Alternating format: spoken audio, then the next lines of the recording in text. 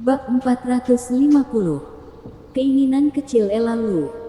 Rikamo dan pria botak itu sudah terikat karena perselisihan. Di waktu yang bersamaan, di ruangan VIP Sekte Danya, Elalu juga sedang menghadapi kesulitan. Dia sudah hampir memecahkan bibirnya untuk mencari informasi tentang pewaris kesadaran Kaisar Qing.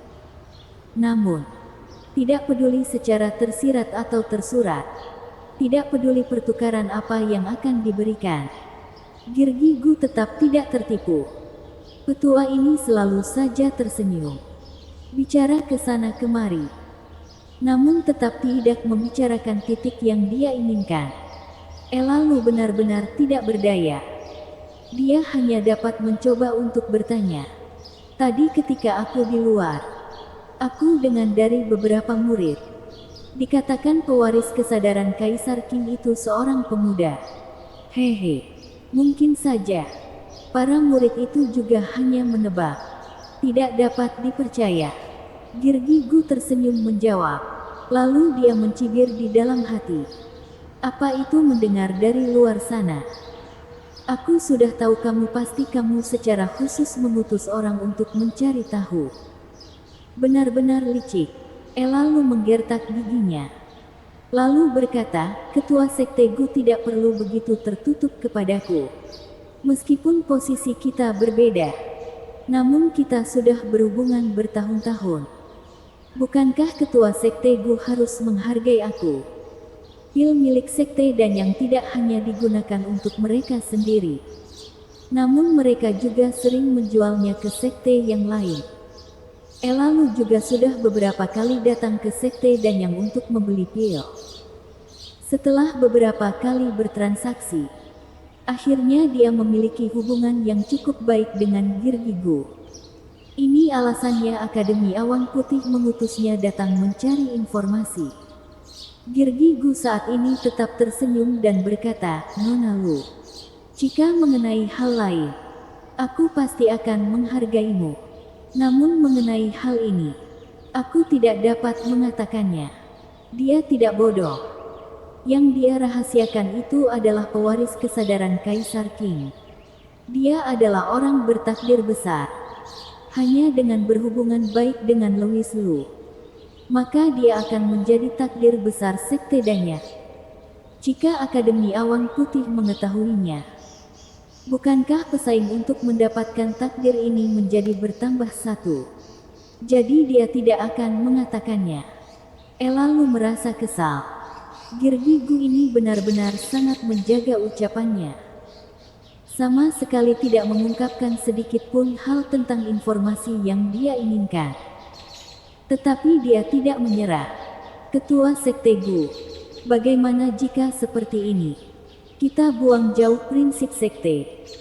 Aku akan membicarakan hal ini dari sudut pandang aku sendiri. Elalu berpikir sejenak, lalu berkata. Girgi Gu dengan penasaran berkata, apa maksud Nona Lu? Elalu berkata, mulai sekarang, aku sudah tidak mewakili Akademi Awan Putih lagi. Aku hanya mewakili diri aku sendiri. Aku ingin menanyakan informasi tentang pewaris kesadaran Kaisar Qing. Kamu juga boleh memberikan persyaratan sebagai gantinya. Apa bedanya? Perbedaannya adalah, aku dapat menjamin, meskipun kamu memberitahu aku tentang pewaris itu, aku tidak akan menyebarkannya. Setelah kembali ke Akademi Awan Putih, aku akan memberitahu mereka. Aku tidak mendapatkan apa-apa. Girgi Gu. Wanita ini benar-benar mengira dirinya orang bodoh. Elalu segera berkata, jika Ketua Sekte Gu tidak percaya, aku bisa bersumpah. Setelah dia berpikir, dia merasa sumpah tidak akan dipercaya oleh Girgi Gu. Jadi dia merubah ucapannya, kamu juga tahu aku memiliki seorang putri. Namanya adalah Rikamo. Aku akan membuat Rikamo keluar dari Akademi Awan Putih dan masuk ke Sekte Danya. Setelah berkata seperti ini, Girgi Gu langsung memahami maksud dari Elalu. Maksud Nona Lu, kamu ingin aku menjadi penengah. lalu memperkenalkan putrimu kepada pewaris kesadaran Kasiar King. Girgi Gu berkata, ketua sekte Gu benar-benar pintar.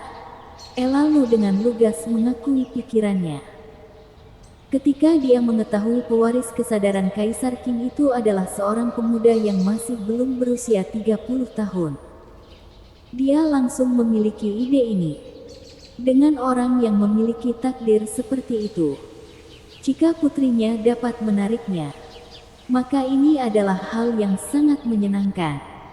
Elalu juga sangat percaya kecantikan putrinya pasti dapat membuat pewaris kesadaran Kaisar King yang misterius itu tertarik.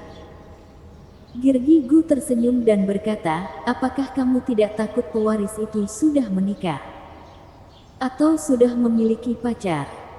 Selama seorang kultivator memiliki kemampuan yang kuat, maka apa salahnya memiliki banyak istri? Aturan dunia manusia biasa tidak cocok digunakan di dunia kultivasi. Elalu berkata, ucapannya ini memang nyata. Di luar Kunlun, hal ini mungkin tidak bisa. Namun di dunia kultivasi, hal ini adalah kenyataan. Kekuatan sebagai hal utama. Selama kamu memiliki kekuatan yang cukup, jangankan 4 istri, meskipun kamu memiliki 100 selir, orang lain juga tidak akan berani membicarakannya. Sama logikanya, wanita kultivator yang kuat juga bisa seperti itu. Hal ini berdasarkan kuat dan lemah, bukan pria dan wanita. Ucapan Elalu tidak salah. Namun pembicaraan ini akan menjadi aneh kita diucapkan oleh seorang wanita parubaya yang cantik. Saat ini ekspresi Girgi Gu terlihat aneh. Elalu menyadari tatapannya yang aneh. Lalu dia berkata, ketua sekte Gu, aku hanya menjabarkan kenyataan. Tidak peduli diriku atau putriku Rikamo. Kami memiliki pendidikan yang sangat baik. Aku percaya. Girgi Gu menjawab dengan tersenyum. Memiliki pendidikan namun meminta putrimu menggoda pria yang masih belum kamu ketahui kondisinya. Cuy. Girgi Gu mencibir di dalam hati. Namun dia tidak mengatakannya keluar. Karena pasti akan merusak perdamaian jika dia mengatakannya. Elalu merasa setiap tindakan petua ini munafik. Tetapi tidak peduli apa yang Girgi Gu pikirkan. Elalu melakukan ini hanya untuk masa depan putrinya. Tidak perlu memedulikan pewaris kesadaran Kaisar King itu sudah menikah atau belum. Dirinya hanya ingin mendapatkan kesempatan membuat Rikamo bertemu dengannya. Bagaimana jika mereka berdua saling tertarik? Selama Rikamo tidak keberatan, lalu pewaris itu mengkai Rikamo.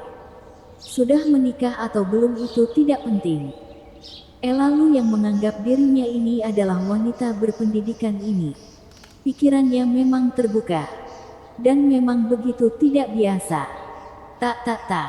Ketika mereka berdua sedang berbincang, tiba-tiba suara langkah kaki terdengar. Selanjutnya Rikamo dengan nada mengeluh berkata, Ibu, tadi terjadi sebuah kejadian di luar sana yang membuat aku sangat kesal. Bersambung.